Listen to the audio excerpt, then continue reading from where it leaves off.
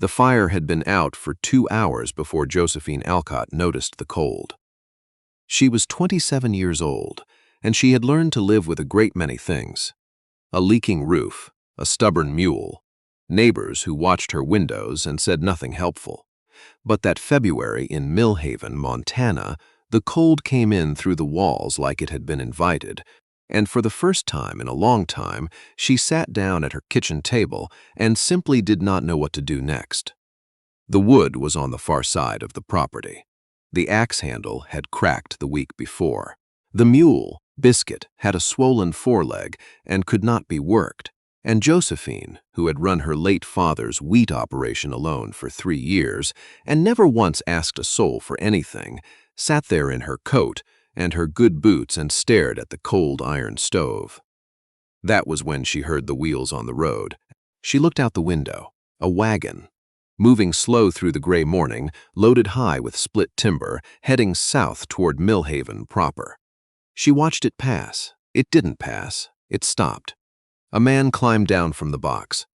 He was somewhere around 48 years old, or looked it, broad through the shoulders, hair gone mostly silver at the temples, moving the way men move when they've done hard work so long it's settled into their bones.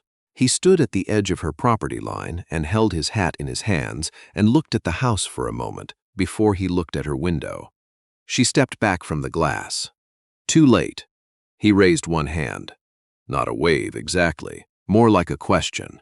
Josephine Alcott opened the front door. His name was Franklin Dray, and he was 48 years old, and he had been hauling timber out of the Bitterroot Range since before Josephine was born. He had a logging camp 6 miles northeast of Millhaven, a crew of 4 men he paid fair wages, and a reputation in town as a man who didn't talk much but always showed up when he said he would. He had not intended to stop at the Alcott place. He had been watching the Chimney as he came down the main road, as he always did in winter, because a cold chimney meant trouble, and Franklin Dray had spent a lifetime noticing the things most people didn't bother to look at, and the Alcott chimney had been cold for too long. He knew the Alcott girl had been running the place alone. He knew what February in Millhaven could do if a person wasn't careful. He stopped the wagon. "Morning," he said when she came to the door. She was younger than he'd expected, up close, dark-eyed, jaw set, wearing a coat over what looked like yesterday's clothes. "Morning," she said. She didn't open the door all the way. "Your chimney's cold." "I know what my chimney is." Franklin looked at the wagon, then back at her. "I've got timber on the wagon I can spare a quarter cord. Won't take me 20 minutes to stack it by your porch." "I didn't ask for timber." "No," he said. "You didn't." He waited. She was quiet for a long moment. The wind moved through the yard and lifted a loose strand of hair across her face, and she pushed it back without looking away from him. "What do you want for it?" she said. "Nothing." That seemed to be the wrong answer. Her chin came up a little. "I don't take charity." "It's not charity," Franklin said. "I've got more timber on that wagon than I need in town, and it'll cost me more to haul it back than it's worth. Consider it convenience." That was not entirely true, but it was true enough that he could say it without feeling like a liar. She looked at him for another long moment. Then she opened the door the rest of the way and stepped back. "Stack it by the left side of the porch," she said. "The right side floods." He stacked the wood in 18 minutes. She watched from the window, hands around a mug of cold coffee, telling herself she was only watching to make sure he kept to his side of things and didn't go poking around the property. That was what she told herself. When he was done, he came back to the door and knocked twice. Not a pounding knock, a polite knock, the kind that expects nothing. She opened it. "Stove's a 2-pipe?" he said. "Yes." "The draw handle, does it stick when you push it left?" She blinked. "How did you know that?" "Old Alcott stoves do. Needs to go right first, then left. Like the latch has to think about it." She stared at him. "My father spent 15 years fighting that stove. Most men do." He held her gaze for a moment, and there was something in his face that was not quite a smile, but was headed in that direction. Try it right first. He put his hat back on, walked to his wagon, climbed up, and left. She tried it right first. The stove lit on the second match. Josephine Alcott stood in her kitchen, one hand on the iron door, and felt the first wave of heat move into the room. She had been cold for 2 hours, and now she was not cold. She thought about the man on the wagon, Franklin Dray. She remembered the name from town. He had a camp up in the Bitterroot. And she thought about how easy he had made it seem, not the wood stacking, but the leaving. The way he had not lingered, had not expected anything, had simply done the thing and gone. She did not know what to do with that, so she put water on for proper coffee and went back to work. She saw him again 9 days later, in Millhaven, outside the feed store. Josephine was 27, and she had been coming to Millhaven since she was 6 years old, and she knew every face in it, which meant she would have noticed Franklin Dray in any case. But she noticed him the way you notice something that has already made an impression. Before you can stop yourself, before you've decided whether you want to. He was talking to Hector Birch, who ran the feed store, and he was holding a list in one hand and looking at it the way men look at lists when the list says something inconvenient. He hadn't seen her. She went into the store. He was still there when she came back out, now loading sacks into his wagon without any help, working at the steady, unhurried pace she had already catalogued as characteristic. "Mr. Dray?" she said. He turned. "Miss Alcott. The stove works." She said it like it was a report, like she was filing information. "Good," he said. "I wanted you to know." She adjusted the box she was carrying, "in case you were curious." "I was, some," he said. He looked at the box. "That's heavy. I've been carrying heavy things since I was 12 years old." He nodded, like that was a reasonable thing to know about a person. Not impressed, not dismissive, just acknowledging. "You need it in the wagon?" "I have the mule. Biscuit still healing?" She stopped. "How do you know my mule's name?" "Hector mentioned the leg when I asked after you." She went still for a moment. "You asked after me?" "I did," Franklin said, plainly, like it was neither more nor less than what it was. The street was busy enough that 3 people passed them while they stood there, and Josephine was aware that at least one of them slowed down deliberately to get a better look. Millhaven was a small town. She had no illusions about what people would make of this. "Thank you for the wood," she said, finally. "Any time," he said. She walked to where Biscuit was tied and loaded the box herself. The thing about Josephine Alcott was this. She had learned self-reliance the way most people learn to swim, not in a pool, with lessons, but thrown into a river and left to figure it out. Her mother had died when she was 9. Her father had loved her fiercely but had never been well, and in his last years it had been Josephine who managed the books, Josephine who negotiated with the grain buyers, Josephine who sat across from men twice her age and held her position while they tried to wear her down. She was 27 years old, and she had never once in her adult life let herself need something she could not provide. That was not entirely true. But it was true enough that she believed it. What she did not know, what she would spend the next several months slowly coming to understand, was that the walls she had built to protect herself had long since stopped being protective. They had become habit, and habits, left long enough, start to feel like truth. Now, I want to take a moment here and speak to you directly. Friend, yes, you, the one who has been listening since the beginning. I've heard from folks in Texas and Ohio and up in the Pacific Northwest, from listeners in Canada and Scotland, and places I couldn't find on a map without help. So right now, wherever you are, whether you're on your porch, or in your kitchen, or driving somewhere long and flat, will you drop a comment and tell me what state or country you're listening from? I love hearing from every one of you, and if this story is sitting well with you so far, a like means more than you might think. It helps Prairie Hearts find new listeners who need a story like this one. Now, Let's get back to Franklin and Josephine. Spring came to Mill Haven slowly that year, the way spring comes to Montana, not with fanfare but with small announcements. A week of mud. Then a week of cold mud. Then the first morning when the air smelled different, and you went outside and stood in it for a minute before you remembered you had things to do. Franklin Dray had not intended to become a regular visitor to the Alcott property. It happened in increments, the way most important things do. A second quarter cord of timber, because the winter ran long. Then a question about the northwest fence line, because he was running fence himself, and had a question about where the Alcott land met the old birch parcel.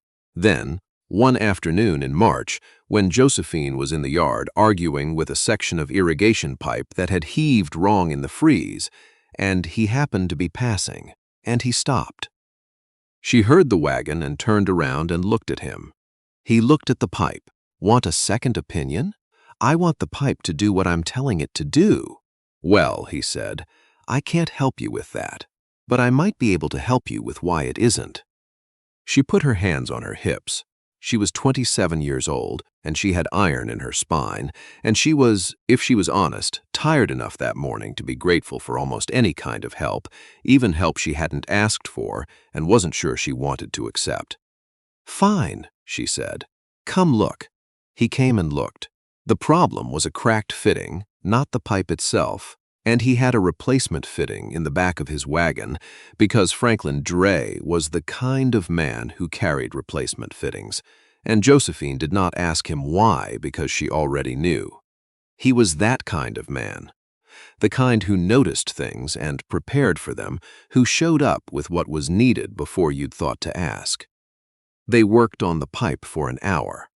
She handed him tools when he needed them and made her own assessment of what he was doing. She was not a woman who handed tools to men without paying attention, and when it was finished and the water ran clean through the line, she felt the particular satisfaction of a thing done right. Coffee, she said. It was not a question. If you're making it, he said. She made it. They sat at the kitchen table. Her kitchen table, where she had sat alone through most of the worst days of her adult life, and drank coffee and talked about the irrigation system, and then about the spring planting, and then about the grain market, and then about something she couldn't quite remember afterward, only that the conversation had moved easily, the way a river moves when the path is clear. He left before dark. She stood on the porch and watched the wagon go, and the dog came and sat beside her, and she looked at the repaired irrigation line for a moment, and then she went inside. He was 48 years old, and he had been married once, a long time ago. His wife's name had been Dorothy, and she had died in childbirth when Franklin was 31, and the baby had died too, a boy, and Franklin had sold the small farm they'd had in Wyoming and come north and thrown himself into the timber work with the focused energy of a man who needed to be physically tired at the end of every day in order to sleep. He had been doing that for 17 years. He was not unhappy, exactly.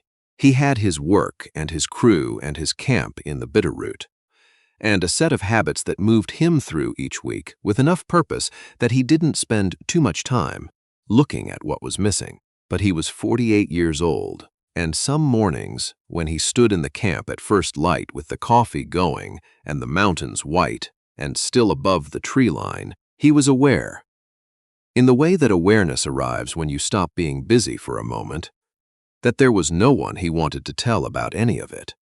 He had not expected Josephine Alcott. He had not expected her the way you don't expect weather. Not because there was no forecast, but because you don't realize how much you'd stopped paying attention to that particular part of the sky. The summer was the kind that Mill Haven got maybe twice a decade, long and dry and golden, the sort that made you trust the land again after the winter had made you doubt it.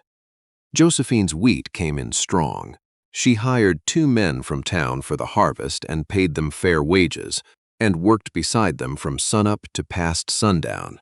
And when it was done, she stood at the edge of her field and felt something close to peace.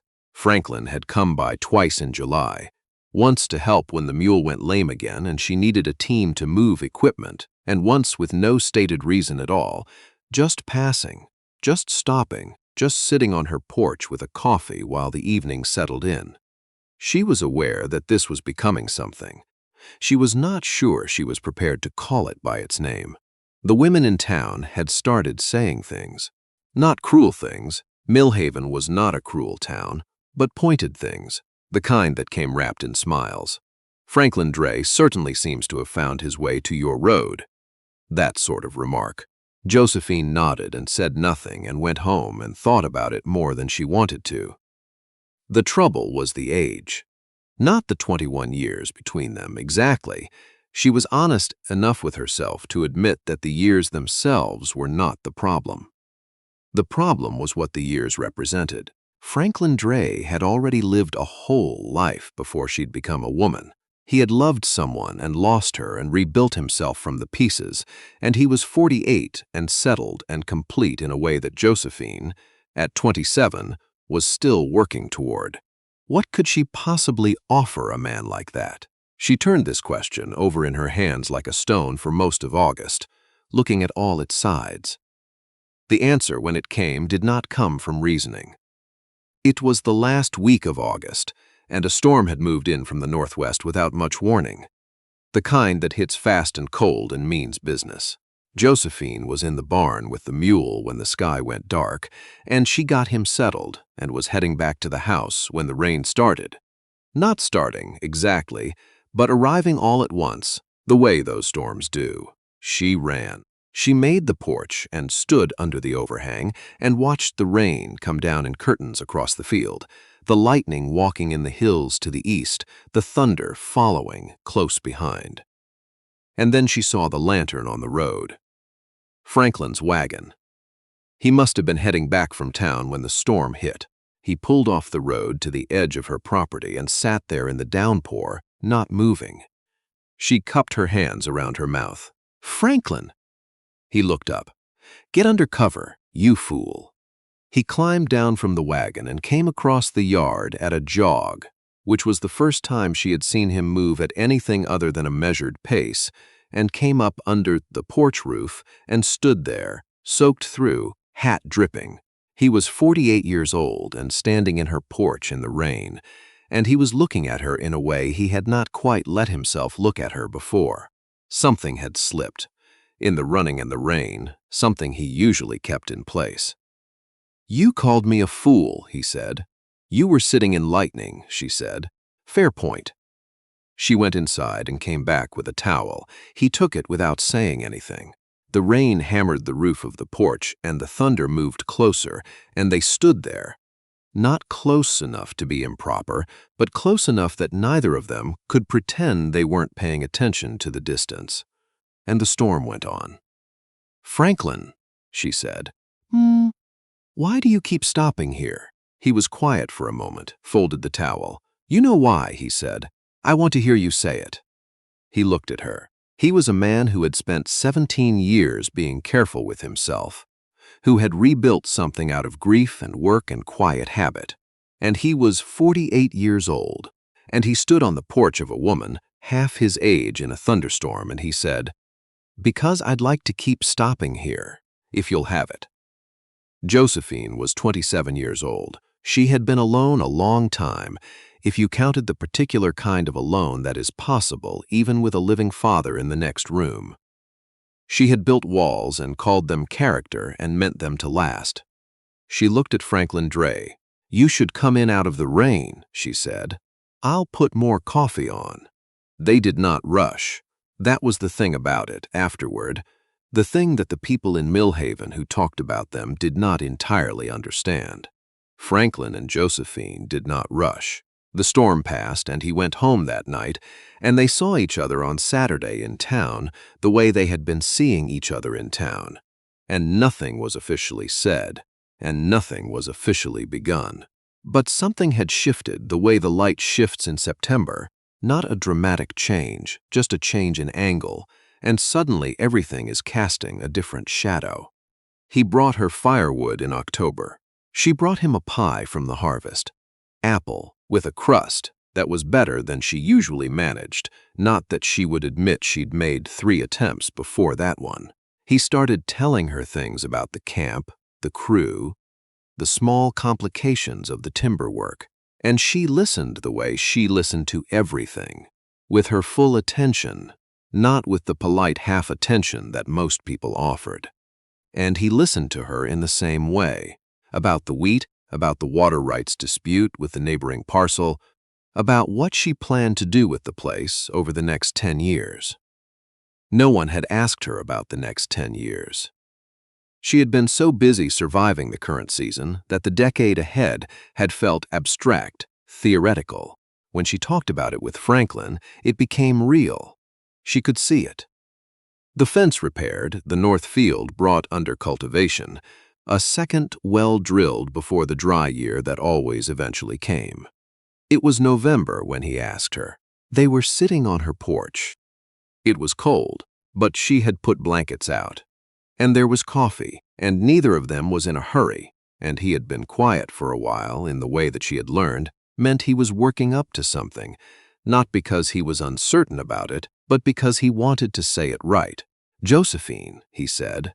"Franklin, I'd like to ask you something, and I want you to take your time with the answer." She waited. "I'm 48 years old," he said. "I know what that means. I'm not going to pretend the years don't exist, or that a woman your age couldn't find a man closer to her own. You could. Any woman who runs a wheat operation alone and argues with irrigation pipe and makes apple pie that well could have her pick." She did not comment on the pie. She would deal with that later. "But I'm asking you," he said, "because I haven't asked anyone anything in a very long time, and I find that I want to. With you specifically." He held her gaze. He was steady, Franklin Dray, in the way that certain men are steady, not because nothing moves them, but because they've decided what they're anchored to. "Would you consider making this official? Making it a life?" The wind moved through the yard. The dog shifted at her feet. Josephine was 27 years old, and she thought about the cold stove in February, and the pipe fitting, and the towel in the rain, and the 10-year conversation about the north field. She thought about the way he handed things back to her, not just tools, but her own competence, her own sense of what she was worth, without ever making it into a performance. "You said you want me to take my time," she said. "I did. How much time?" He almost smiled. "How much do you need?" She looked at her coffee cup, then at him. "About 10 more seconds," she said. He laughed. It was the first time she had heard him laugh. A real laugh, not a polite sound, and it changed his face entirely, and she thought, there it is. That was the man underneath all that careful stillness. "Yes," she said. "I'll make a life with you, Franklin Dray." They were married in Millhaven in the spring, when Josephine was 27 going on 28, and Franklin was 48 going on 49, and the town came out the way small towns do for weddings, not all of them certain it was the right match, most of them willing to be happy about it anyway. Her dress was her mother's, let out a little at the shoulders. He wore a suit she had not seen before, clean lines, a dark charcoal, the kind of suit a man buys when he is serious about the occasion. He was serious about the occasion. Hector Birch played fiddle. Ruth Aldine, that was the Reverend's wife, cried before the vows were even spoken, and no one thought less of her for it. Biscuit, the mule, was not in attendance being a mule, but the dog sat outside the church door the whole time, which Josephine said counted. Franklin put the ring on her finger and said her name and meant it. And Josephine looked at him, this 48-year-old man with his silver temples and his quiet hands and his wagon full of timber that he had stopped on a cold February morning because a chimney was cold, and felt something she had not let herself feel in a very long time. Safe, not small safe, not the safety of walls and habits. The other kind, the kind that comes from choosing freely, from knowing exactly what you're walking toward and walking there anyway. They had a daughter the following year. She was born in January at the Alcott house, which was now the Dray house, or the Dray Alcott house, depending on who in Millhaven you asked. She was healthy and loud, and had her mother's dark eyes and her father's steady way of regarding the world, even at 6 weeks old. Franklin was 49 years old when his daughter was born, and he stood in the doorway of the bedroom and looked at Josephine and the baby and felt. He would not have been able to explain this to anyone, but he felt it plainly, like a man who had come a very long way and found the thing he had been walking toward without knowing it. Josephine, who was 28 and had just done the hardest work of her life, looked up at him in the doorway and said, "Are you going to keep standing there, or are you going to come meet your daughter?" He came and met his daughter. Her name was Dorothy, not because Josephine had been asked to.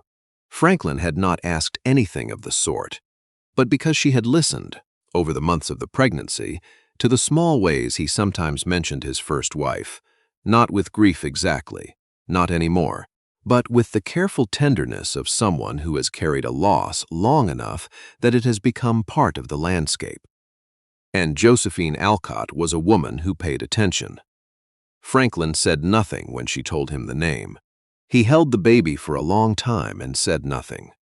He didn't need to. And here is what I want to tell you, friend, before we close this story out. There are people in this world who have spent so long being strong that they've forgotten strength doesn't mean going it alone. It never did. The strongest people I have ever known were the ones who could look at another person's open hand and understand it for what it was. Not a threat to their independence, not charity, not weakness. Just a hand. Just help. Just someone saying, "I see you, and I'm not going anywhere." Josephine Alcott ran her father's wheat operation alone for 3 years and never asked for a thing. Franklin Dray hauled timber through the Bitterroot alone for 17 years and never expected anything. Two people who had made a practice of not needing. And then a chimney was cold, and a wagon stopped. That's all it takes, sometimes. Not a grand gesture, not a rescue. Just someone who notices the cold chimney and stops anyway and asks nothing in return. To everyone who's been riding with Prairie Hearts, thank you from the bottom of my heart. If this story gave you something today, pass it along. Share it with someone who's sitting alone in a cold kitchen this winter, someone who's forgotten that letting someone help is not the same as giving up. May God bless every one of you, wherever this road takes you. Keep riding, friend. The best country is always just over the next rise.